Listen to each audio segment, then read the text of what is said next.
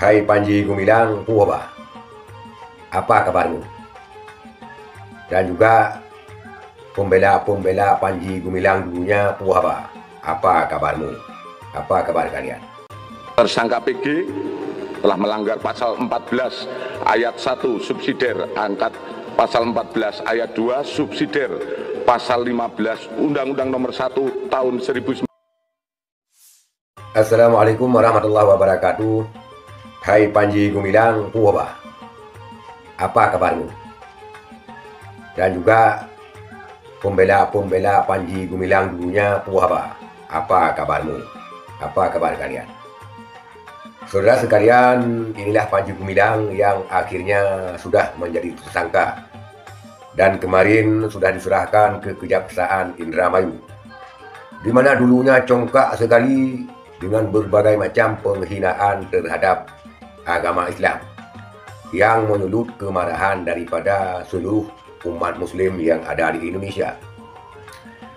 Tetapi begitu congkaknya dengan penistaan agama yang dilakukan oleh Panji Gumilang, tetapi banyak juga yang menjilat-jilat, yang membela-bela Panji Gumilang. Ada dosen dari UIN yang mengatakan Panji layak menjadi presiden. Ada dosen dari UIN mengatakan Panji orang berpikir, manusia berpikir, yang lain bukan manusia berpikir. Ada juga dosen UIN yang mengatakan di mananya Allah terhina dengan statement Panji. Dan memang Allah tidak terhina dengan statement Panji, tapi yang terhina kita umat Islam. Sampai dosen tersebut pada sebuah acara TV mengatakan kalau Allah terhina suruh Allah ke Polda Metro Jaya untuk membuat laporan. Ini adalah ulah-ulah dosen dakwah lagi dan dosen syariah lagi dan satu lagi. Dan ada juga yang mengumpat-ngumpat seluruh Muslim Indonesia, tenaga ahli lagi di KSP yang katanya umat Muslim ini mau merampas Al-Zaitun, yang katanya semua itu ulah nenek moyangmu. Begitu penistaan yang tidak masuk akal yang dilontarkan oleh Panji Gumilang, tetapi penjilat-penjilat ini rupanya membela Panji Gumilang, bahkan menyalahkan Majelis Ulama Indonesia dan melayangkan gugatan kepada Majelis Ulama Indonesia, melayangkan gugatan kepada Mahfud MD, melayang gugatan kepada Gubernur Jawa Barat.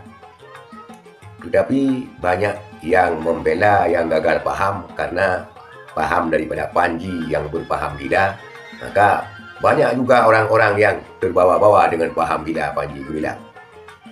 Ini Panji Gumilang sekarang sudah tersangka dan kemarin 2 hari yang lalu sudah diserahkan ke Kejaksaan di Indramayu oleh tim Mabes Polri dengan pasal-pasal yang sangat berlapis. Masihkah kalian-kalian penjilat-penjilat ini membela sekarang? Juga banyak tokoh lintas agama yang memanfaatkan sikap bajingannya Panji Gumilang untuk berkoar-koar di Al-Zaitun. Dan juga aktivis-aktivis Yahudi berkoar-koar di Al-Zaitun. Sampai sekarang dia berani berkoar-koar ketika Hamas. Dan ketika Hamas di Gaza digempur oleh Israel yang katanya salah Hamas. Padahal aktivis Yahudi tersebut tidak tahu Yahudi itu menjajah sudah 70 tahun lebih Palestina. Sekarang mana koar-koar kalian? Mana pembelaan kalian? Sudah diam, tidak nongol satupun. Bela itu Panji yang dulu ngotot menyalahkan pemerintah Jawa Barat, menyalahkan Majelis Ulama, menyalahkan Kemenak, MUI itu, LSM kata Panji. Itu Panji apa? Yang bukan LSM. Makanya kalau sudah jadi pintar, jangan terlalu pintar. Karena terlalu pintar akan mengakibatkan paham-paham menjadi gila. Itu saja sebagai sebuah reaksi agar kedepannya Panji Gumilang tidak lagi berkoar-koar dengan hal yang demikian. Dan pembela-pembela Panji Gumilang bisa introspeksi. Sekian, terima kasih. Assalamualaikum warahmatullahi wabarakatuh.